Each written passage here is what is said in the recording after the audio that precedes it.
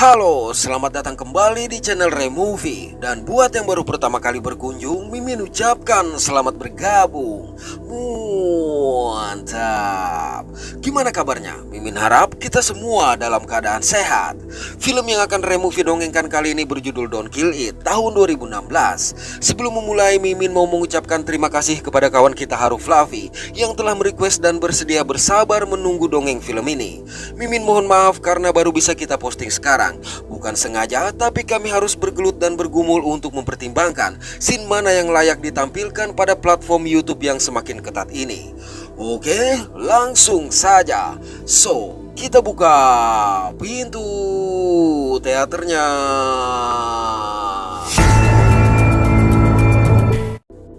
Suatu pagi pada sebuah hutan di Mississippi Selatan, seorang pria bernama Gabriel bersama seekor anjing sedang berburu rusa. Setelah melepaskan timah panas, Gabriel memerintahkan si anjing untuk mengejar rusa buruan tadi. Dalam pengejaran, anjing Gabriel tidak sengaja menemukan dan membuka sebuah wadah kecil dari emas yang terlihat antik. Lantaran si anjing tak kunjung memberikan tanda, maka Gabriel memutuskan mencari. Cukup lama mencari, Gabriel akhirnya menemukan si anjing berdiri menatap ke suatu arah, bahkan tidak merespon ucapan Gabriel. Tapi ketika Gabriel mengambil wadah emas itu, tiba-tiba si anjing bertindak aneh sebelum akhirnya menyerang Gabriel dengan ganas. Akibat hal ini, terpaksa Gabriel harus menghabisi anjing dia tersebut. Selang beberapa waktu, Gabriel kembali ke rumah dengan sikap tidak biasa.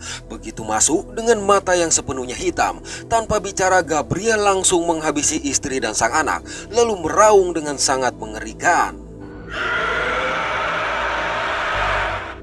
Tidak puas dengan hal itu, Gabriel juga berhamburan menuju rumah tetangga. Melihat Gabriel masuk tanpa permisi, tentu saja membuat tetangga dia yang sedang memasak bersama kedua anaknya bingung. Sayang, tanpa menjelaskan apa-apa, Gabriel langsung menyerang anak dan ibunya dengan brutal. Namun ketika Gabriel akan menyerang anak terakhir, tanpa diduga Gabriel dihabisi oleh ayah anak itu. Malang bersamaan dengan Gabriel yang tumbang, mata si ayah yang bernama Markus ini tiba-tiba menghitam dan langsung menghabisi istri serta anak dia yang terakhir. Beberapa hari kemudian, seorang pria bernama Woodley tengah menikmati minuman sembari membaca koran di sebuah bar. Dalam koran itu terlihat berita mengenai pembunuhan yang terjadi. Ketika seorang wanita bernama Amber sedang mengajak Woodley bicara, tiba-tiba seorang pria bernama Frank mengganggu dan bertindak kasar terhadap Woodley karena dianggap merebut Amber. Oleh karenanya, Woodley langsung menghajar Frank dan memaksa dia meminta maaf kepada Amber. Melihat kegagahan Woodley, Amber pun mengajak Woodley menginap di rumah dia. Singkat waktu di rumah, ketika sedang asik, wajah Amber tiba-tiba berubah dan menyerang Woodley. Namun rupanya itu hanya sebuah mimpi. Kemudian dari radio, Woodley mendengar berita mengenai pembunuhan yang baru terjadi pada sebuah kota kecil di Mississippi. Padahal 1 minggu yang lalu sudah terjadi 3 kasus serupa. Untuk itu, setelah membayar Amber, Woodley pergi melakukan perjalanan ke sana. Pada waktu bersamaan, seorang wanita bernama Evelyn sampai ke kantor polisi di kota kecil yang dimaksud. Polisi bernama Otis yang ada di depan kantor ternyata mengenali Evelyn yang 20 tahun silam sempat dibesarkan di kota itu. Manakala Evelyn mengutarakan niat untuk menemui kepala polisi, Otis tidak memberikan izin dan justru mengejek dengan mengucapkan nama Evelyn sebagai Evelyn.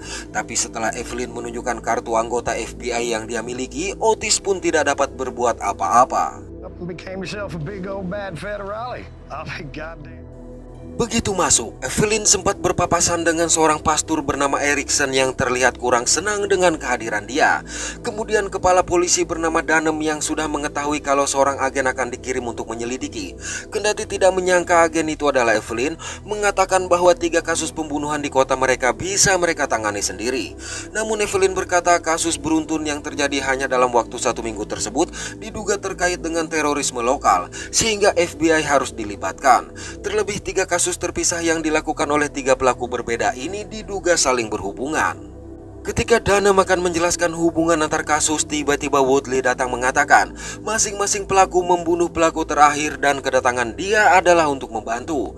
Melihatnya tentu saja mereka heran dan merasa terganggu sehingga mencoba mengusir Woodley. Namun Woodley bersikeras menjelaskan kalau dia adalah seorang pemburu iblis yang merasuki tubuh manusia. Bila mereka ingin menghentikan kasus pembunuhan yang pasti akan terjadi lagi, maka mereka harus mendengarkan dia. Sayang Woodley tetap dijebloskan ke dalam penjara. Mengetahui Evelyn yang akan menyelidiki kasus, maka dari dalam sel, Woodley meminta Evelyn bertanya mengenai mata si pembunuh yang berwarna hitam. Tapi Evelyn yang berasumsi Woodley mengalami sakit jiwa mengabaikan hal itu. Dari situ Evelyn yang ditemani oleh Dunham pergi memeriksa TKP terakhir. Menurut Dunham, pelaku kedua melakukan penyerangan di rumah ini setelah menghabisi keluarga dia sendiri. Namun pelaku kedua dihabisi oleh si pemilik rumah. Hanya saja si pemilik rumah tiba-tiba menghabisi anak dia yang tersisa. Beruntung sang istri masih selamat. Mendengar kisah yang tidak masuk akal ini, Evelyn memutuskan untuk mewawancarai istri si pemilik rumah. Pada sebuah rumah sakit, Evelyn menemui istri pemilik rumah bernama McCallum yang sedang dalam perawatan akibat terluka. McCallum lantas menceritakan bahwa tetangga dia yaitu Marcus tiba-tiba memasuki rumah mereka dengan membawa senjata dan menghabisi putri mereka.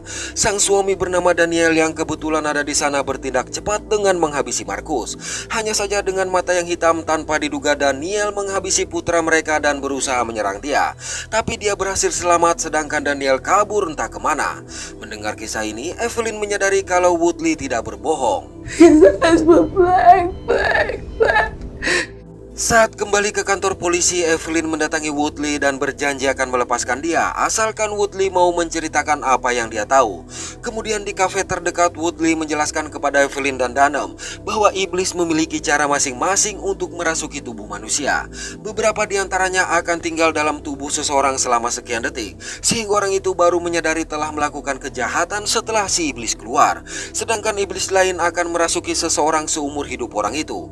Ada pula iblis yang hanya perlu menyentuh seseorang untuk dirasuki. Bahkan ada yang menempel di pintu seperti jaring laba-laba, dan saat seseorang melintas maka orang tersebut akan dirasuki. Tapi iblis yang mereka hadapi ini akan merasuki siapapun yang menghabisi orang yang kerasukan, sehingga untuk mengalahkan si iblis adalah dengan melakukan pengorbanan. Puluhan tahun silam, dia dan sang ayah datang ke sebuah kota kecil di mana serangan iblis sudah terjadi selama beberapa hari. Tubuh orang-orang juga telah bergelimpangan. Oleh karenanya, setelah berhasil menangkap seseorang, sang ayah menjelaskan kepada warga kota bahwa orang itu telah dirasuki iblis. Namun akibat si iblis tidak dapat dihabisi, maka sang ayah meminta untuk diikat pada sebuah pohon. Kemudian meminum racun lalu menghabisi pria yang kerasukan tersebut. Lantaran ayah dia juga tewas akibat racun, maka iblis tidak punya tempat untuk berpindah. Selanjutnya dia menangkap iblis tersebut dalam sebuah wadah. Sayang 30 tahun kemudian iblis itu berhasil meloloskan diri. Setelah diberitahu kalau Daniel dihabisi oleh seseorang, maka Woodley dan Evelyn mendatangi sebuah pondok milik si pelaku yang berada di pinggir hutan. Ketika tengah mengawasi, Woodley memperingatkan agar Evelyn tidak menggunakan senjata api karena hal itu akan membuat dia menyesal. Selang beberapa saat, terlihat bayangan seseorang berjalan di antara pepohonan. Oleh sebab itu, Woodley meminta Evelyn menunggu sedangkan dia akan menyergap dari tempat lain. Saat pria ini membuka pintu, secara mengejutkan Woodley yang sudah ada di dalam langsung menembakkan senjata jaring untuk menangkap dia. Tapi tiba-tiba pria ini berbicara sehingga membuat mereka bingung. Untuk itu Woodley pun bertanya mengenai Daniel. Alhasil pria ini menceritakan kalau 3 hari lalu dia memang sempat menembak bagian perut Daniel. Namun rekan dialah yang menghabisi Daniel. Hanya saja setelah kejadian tersebut sang rekan langsung melarikan diri ke dalam hutan. Menyadari telah keliru, maka mereka meminta maaf dan kembali melanjutkan pencarian. Dalam perjalanan, ternyata mobil Woodley mogok akibat mesin terlalu panas. Tidak berselang lama, Woodley melihat pergerakan dari dalam hutan. Merasa curiga, maka Woodley meminta Evelyn kembali ke mobil sementara dia mencari tahu apa yang terlihat tadi. Sepeninggalan Woodley, Evelyn mendengar suara dari sisi mobil sehingga membuat dia merasa takut. Sesaat kemudian, secara mengejutkan seseorang mencoba menangkap dia dari belakang, tapi langsung kabur ke atap mobil tatkala Evelyn menodongkan senjata. Melihat itu hanya manusia, maka Evelyn pun keluar. Malang orang tadi menarik kaki Evelyn dari bawah mobil. Alih-alih langsung menghabisi Evelyn, pria yang kerasukan ini justru terlebih dahulu menunjukkan beberapa penglihatan tentang kehancuran dunia sebelum berusaha membuat Evelyn menghabisi dia. Tapi tindakan itu dihentikan Woodley. Sayang dengan cepat dia menyerang sebelum Woodley sempat melakukan apa-apa. Merasa terdesak, terpaksa Woodley melepaskan peluru karet sehingga makhluk tersebut berhasil meloloskan diri. Setelah kejadian ini, Woodley dan Evelyn mendatangi sebuah motel. Dikarenakan hanya tersisa 1 kamar saja, akhirnya mereka harus berbagi kamar itu. Ketika Woodley sedang mengobati luka yang dia alami, Evelyn menceritakan tentang penglihatan yang dia dapatkan saat menatap mata makhluk tadi. Sayang Woodley tidak dapat menjelaskan apa-apa mengenai hal itu. Manakala Evelyn berganti pakaian, Woodley sempat melihat tanda lahir di punggung Evelyn yang seperti bekas sayap malaikat. Oleh sebab itu, Woodley memutuskan keluar dengan alasan tidur di mobil. Penasaran dengan tanda lahir Evelyn tadi, maka Woodley mencoba menghubungi seorang rekan untuk mencari informasi mengenai silsilah Evelyn. Bersama dengan itu, dia melihat Evelyn berjalan keluar. Rupanya Evelyn mendatangi bekas rumah orang tuanya dulu. Evelyn menceritakan bahwa berdasarkan kisah dari orang tuanya, kala itu dia tenggelam selama beberapa menit di kolam renang sebelum akhirnya ada orang yang menarik dia dari air. Tapi ketika sang ibu menggendong dia ke rumah, ternyata Evelyn baik-baik saja seolah tidak terjadi apa-apa. Padahal dari ucapan warga, Evelyn meninggal saat tenggelam. Sejak kejadian itulah warga menganggap mereka adalah keluarga terkutuk sehingga diusir dari kota. Mendengarnya, Woodley yang telah melihat tanda lahir tadi menyadari Evelyn adalah keturunan malaikat yang kawin dengan manusia. Dan jika hal itu benar, berarti Evelyn memiliki kemampuan untuk terhubung dengan dunia mereka. Bila Evelyn menghabisi makhluk tadi, maka iblis yang bersemayam pada tubuh Evelyn akan memanggil ribuan iblis lain dan menghancurkan dunia seperti yang ada dalam penglihatan Evelyn. Jadi kembali memperingatkan agar Evelyn tidak menghabisi siapapun yang kerasukan. And if the thing consumes your soul. Keesokan hari, berdasarkan informasi dari Woodley dan Evelyn, Danem mengumpulkan warga di balai kota. Pada momen ini, Evelyn menghubungi atasan dia agar tidak mengirimkan anggota lain selama penyelidikan. Sementara itu, Erikson yang tidak mempercayai Evelyn mencoba mengungkapkan hal itu, tapi Danem meminta dia duduk untuk mendengarkan penjelasan terlebih dahulu. Dalam pidatonya, Danem memberitahu kalau pelaku serangkaian pembunuhan di kota mereka saling berhubungan serta terkait dengan hal supranatural. Mendengar kalimat ini sontak membuat warga menjadi ricuh. Oleh sebab itu, Woodley maju untuk memberikan penjelasan. Mengetahui Woodley bersama dengan Evelyn, maka dengan semakin kecewa Erikson meninggalkan pertemuan. Bersama dengan itu, seorang pria yang menenteng tas berisi senjata masuk dan mengganjal pintu. Kemudian tanpa berbicara, pria yang kerasukan ini langsung menyerang warga dengan brutal.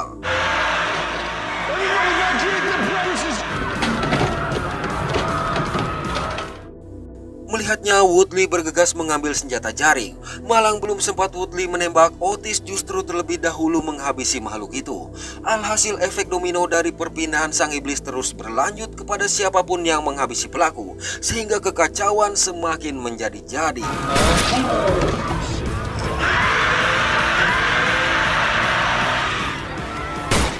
Sampai di luar, seorang driver yang tidak sengaja menghabisi orang kerasukan pun menjadi kerasukan. Tapi ketika Woodley akan menangkap dia, rupanya seorang pengendara motor terlebih dahulu menghabisi driver tadi dan langsung kabur meninggalkan tempat itu. Selang beberapa waktu, dua orang anak yang sedang berada di rumah melihat pria kerasukan menatap mereka dari luar jendela. Pria ini pun langsung masuk dengan mata yang hitam. Tanpa menghiraukan ancaman, sang pria mencoba menyerang seorang anak, sehingga si kakak langsung menghabisi pria tersebut.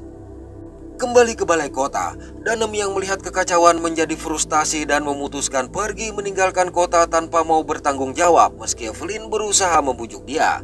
Di tempat lain, Woodley melihat sejumlah warga yang memasuki sebuah gereja sehingga membuat dia merasa penasaran. Di dalam gereja, Erikson yang curiga kalau Woodley bersekongkol dengan Evelyn langsung menuduh dia adalah penyebab kekacauan. Menurut Erikson, Evelyn memiliki darah iblis seperti ibunya. Erikson juga bertindak tidak sopan dengan memercikan air suci kepada Woodley dengan harapan mengusir iblis yang merasuki Woodley. Akibat hal ini, terpaksa Woodley melepaskan peluru karet dan pergi meninggalkan mereka. Be okay. Be fine. Di luar gereja, Woodley bertemu kembali dengan Evelyn yang memaksa untuk ikut. Tidak berselang lama, seorang pria bernama Emmett datang. Emmett memberitahu kalau kedatangan dia adalah menemui Erikson untuk meminta bantuan, lantaran mendapati tubuh seorang pria dan seorang anak gadis dia tewas di rumah, sementara anak gadis dia yang lain bermata hitam. Mendengar itu, Woodley mengajak mereka ke sana. Sampai di rumah, Emmett berkata bahwa sang anak dia kurung dalam sebuah kamar. Woodley lantas menjelaskan untuk menolong sang anak, maka Emmett harus menghabisi anak dia tersebut. Tetapi dia juga harus menghabisi diri sendiri agar menghapus jejak iblis yang merasuki. Sebagai seorang ayah, tentu saja Emmett menolak saran tidak masuk akal itu. Namun setelah Woodley berniat masuk menghabisi anak dia, terpaksa Emmett setuju untuk melakukannya. Dari situ Woodley menyiapkan minuman berwarna hijau dan meminta Emmett menenggak racikan yang dia buat. Begitu misi akan dilaksanakan, tiba-tiba pasukan FBI datang menghentikan mereka. Melihat mulut Emmett berbusa sementara Woodley mengakui kalau itu adalah ulah dia, maka sang pimpinan FBI bernama Shepard memerintahkan anak buah dia menangkap Woodley. Shepard juga memerintahkan Evelyn keluar agar mereka bisa menangani kasus tersebut. Dari situ Shepard memerintahkan lagi anak buah dia untuk membuka kamar, di mana secara mengejutkan seorang anak meloncat menyerang mereka. Alhasil efek domino dari serangan ini kembali terjadi. Suara tembakan di dalam berhasil mengalihkan seorang FBI di luar, sehingga kesempatan itu digunakan oleh Evelyn untuk memaksa dia melepaskan Woodley. Tidak berselang lama, Shepard yang terluka keluar. Malang seorang FBI yang sudah kerasukan juga keluar menyerang mereka. Oleh sebab itu terpaksa mereka bergegas kabur menghindari serangan. Naas FBI kerasukan ini ternyata terluka parah dan akhirnya tewas. Dalam perjalanan, kelompok Woodley tidak menyadari Erickson melihat mereka meninggalkan kota. Selang beberapa waktu di pinggir hutan, Woodley berhenti untuk menginterogasi Shepard mengenai hal yang terjadi di rumah tadi. Shepard lalu memberitahu penyerangan yang dilakukan oleh sang gadis terhadap mereka. Dan sebelum keluar, Shepard mengaku sempat menembak anak buah dia yang kerasukan. Mendengar pengakuan ini, Woodley meminta Evelyn segera memborgol Shepard. Namun sejurus kemudian, iblis merasuki Shepard, sehingga dengan mudah dia memutuskan borgol dan mentalkan Woodley. Melihat Evelyn yang berniat menghabisi diri sendiri, dengan lembut iblis yang ada di dalam Shepard menghentikan dan mendorong Evelyn untuk menghabisi Shepard. Beruntung Woodley terlebih dahulu meringkus iblis tersebut. Berikutnya mereka menyeret Shepard ke dalam hutan dan menggantung dia pada sebuah pohon. Dikarenakan nyawa Evelyn lebih berharga, Woodley akhirnya menyiapkan ramuan dan meminta Evelyn mengikat dia di pohon. Evelyn yang tidak memiliki pilihan terpaksa bersedia melakukan hal itu. Tatkala pengorbanan akan dilakukan, tiba-tiba Erickson dan sejumlah warga bersenjata lengkap menghentikan mereka. Erickson juga memerintahkan warga untuk meringkus Woodley dan Evelyn serta membebaskan Shepard. Tepat saat dikeluarkan dari jaring, Shepard langsung mengamuk menyerang mereka sehingga kekacauan kembali terjadi.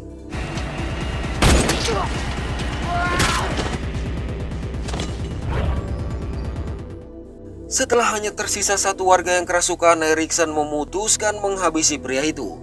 Hal ini menyebabkan sang iblis merasuki dia dan mulai menggoda Evelyn untuk menghabisi dia. Tapi Woodley menghentikan sehingga serangan berbalik padanya.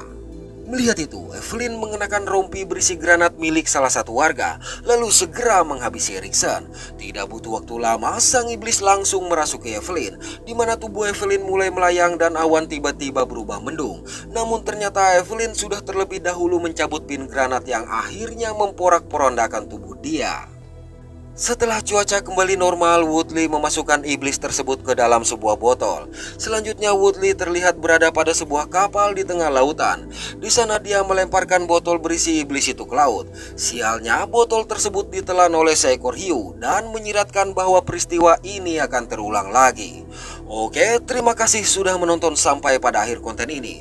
Mohon maaf atas ketidaksempurnaan dari kami. Semoga terhibur dan sehat selalu. Mantap.